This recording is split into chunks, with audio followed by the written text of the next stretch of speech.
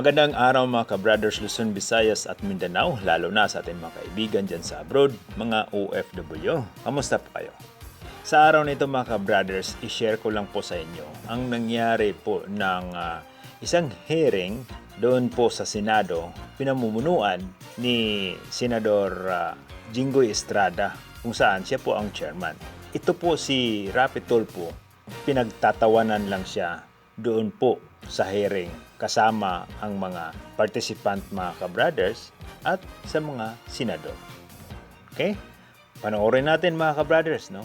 Pero bago po ang lahat, yung bago pa nanood sa ating video at nakabisita sa ating channel, huwag kalimutan i-subscribe JVTV's Podcast at i-click na rin ang notification bell upang manatili tayong updated sa ating mga bagong video na i-upload. Okay? Tuloy tayo. Kaya nga po, kayo sa military, wag na wag po kayong bumili ng mga computers na galing po sa China. Please lang, wag po talaga.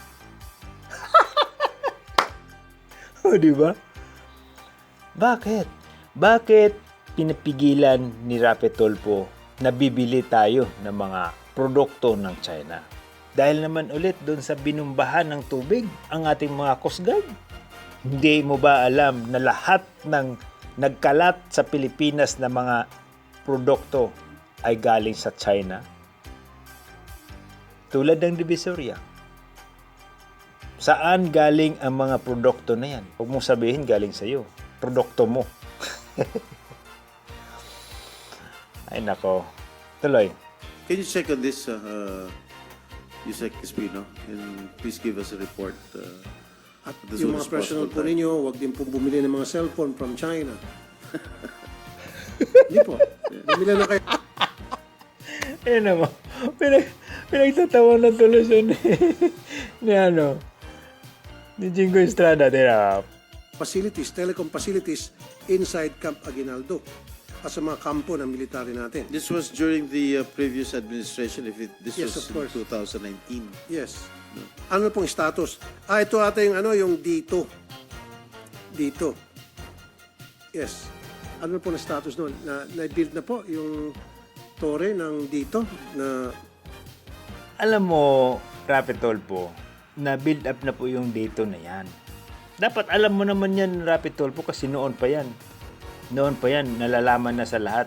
Bakit hindi mo na pigilan ang pagtayo ng dito doon sa programa mo, ba? Mga senador, congressman, hindi nga umubra para harangan yung dito. Bakit hindi ka nagnyaw-nyaw doon sa programa mo nung binibuild up ang dito, ba? Tuloy. ang nag-build po China. Yes, sir. We will just submit a report on Your Honor regarding that. Baka pwede yung pakibaklas.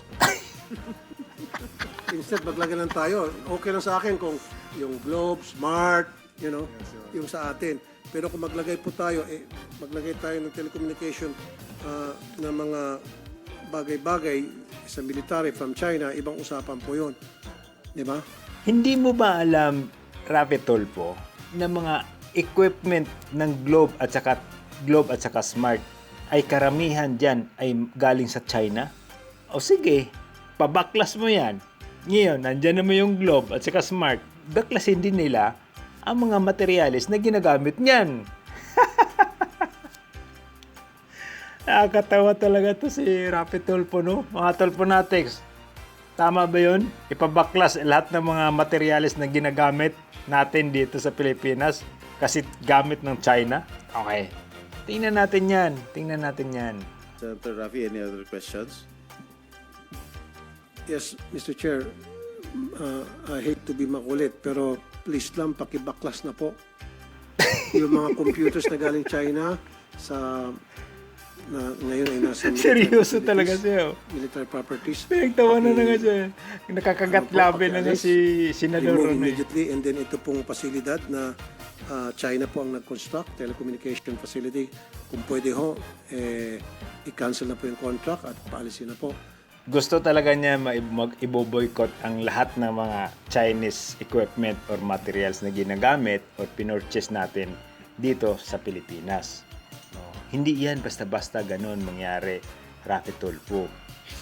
pinagtawanan ka na sa lahat eh. No? Lahat ng nandyan sa hearing na yan. Lalo na si Senador Rap Jingo Estrada. Napakindat nga siya at nakapakagat labi. No? Okay. Hindi basta-basta po natin yan magagawa. Kahit sino po ang utusan ni Rapi Tulfo, hindi mangyayari yan. Kahit si Presidente ang utusan niya, hindi mangyayari yan.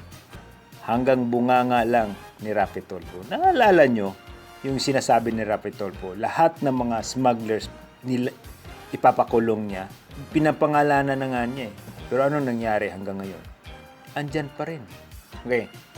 Ipapakita ko sa inyo mga ka-brothers ang reaksyon ni Attorney Castro regarding dito sa sinasabi ni Rapi Tulfo mga ka-brothers. Di ba? No. I mean, before, sa akin lang partner, bago ka magbagsak ng salita, at bago ka magbagsak ng order, una, aralin mo muna yung sinasabi mo. No. Correct. Kasi minsan partner, ito ha, At bad ba sila pinayagan? Bad sila nandyan? yeah, may kontrata eh. Di ba? Wala tayong magagawa doon, pinasok ng Oo. kontrata eh. Oo. Partner, ito lang sa akin. Ang nakikita ko sa ibang senador, siguro bago kayo sumalang sa hearing, you have to study the case. Oo. You have to study the issue. Pag nagsalita, walang alam. Tapos may maglalagay na maliit na papel, note, mula sa alalay. Or kung sino man yun. O, aabot. Biglang babasahin. Halimbawa, no overkill in ano daw, ganyan, ganyan, ganyan. Na hindi niya alam yung istorya nun. Di ba? Kaya nga minsan, pag sinabi mo, basta tanggalin nyo na yan. Kasi ano yan, satellite yan, baka ma-intercept or what. Di ba? Hindi mo pa nga nabasa kung anong kontrata. Oo. Hindi mo nga mabasa, hindi mo pa alam kung may penalty pag tinanggal or hindi tinuloy. But you have to check. Ano muna yung magiging proposal mo bago ka magsalita? Kasi baka mali yung sinasabi mo. So yan ang napapansin ko, partner. If you will watch the Senate hearing, karamihan dyan, nagbibigay lang ng note, tapos babasahin lang ng senador without really knowing ano ang laman. Okay, so sino ba sa mga senador ang lagi nating napapansin na ganyan mga ka-brothers, mga kabatas? Mga Tulfonatics, pakisagot nga. Sino po ang lagi nating makikita na binibigyan lang ng note galing sa likod? Inabot lang, basa, basa, tanggap, basa. Diba? Di ba si Rapi Tulfo lang? Ito, final na ha. Ayaw ni Rapi Tulfo na magkaroon tayo ng produkto galing sa China. Okay? May ipapakita ko sa inyo mga ka-brothers, mga kabatas. Mga Tulfonatics.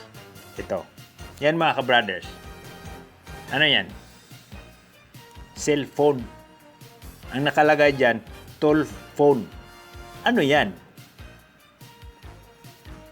Cherry mobile phone yan mga ka-brothers. Pinopromote niya yan, no? Nilagyan na nga niya ng acronym Tulphone. Saan galing ang materials na ginagamit ng cellphone na yan? Ito mga ka-brothers ha. Partnership with Cherry Mobile. Okay? Saan ginawa ang Cherry Mobiles? Sa Pilipinas. Ano ang materials na ginagamit ng Cherry Mobiles? Ito mga ka-brothers, mga kabatas, check natin. Kala nyo, gumagawa lang tayo ha. Ang Cherry Mobile ay isang tatak ng mobile phone at iba pang elektronika na nanggaling sa Cosmic Technology ay isang kumpanya mula sa Pilipinas na tinatag ni Maynard Ngo noong 2008. Sino si Maynard Ngo? Chinese po yan. Umaangkat ang kumpanya ng mobile phone mula sa mga orihinal na disenyo ng mga gumagawa sa China. Mula sa China. O di ba mga ka-brothers, mga kabatas, mga Tulfonatics? So dapat itong ginawa ni Rapi Tulfo na phone o pinopromote niyang cellphone, baklasin din sa kanya yan. Lahat ng inendorso ni Rapi Tulfo, China eh. Ayaw niya ng China eh. Diba? Kaya yan ang dahilan kung bakit pinagtatawanan siya sa loob ng Senado, mga ka-brothers. Mga senador at mga pinatawag nila doon sa hearing. Pinagtatawanan siya kasi parang na-over, na siya eh, genius. mga ka-brothers. Okay, so yun lang po mga ka-brothers, no? Kayo lang po ang maghusga at mag-decide kung ano po ang opinion natin dito regarding sa pahayag ni Rapi Tulfo na babaklasin at tanggalin, hindi na ipatronize ang mga produkto ng China. So baklas na rin ang Divisoria kung ganun. So hanggang dito na lang po tayo mga ka-brothers, Luzon, Visayas at Mindanao. Mag-ingat po tayo palagi. Adios. God bless mga ka-brothers.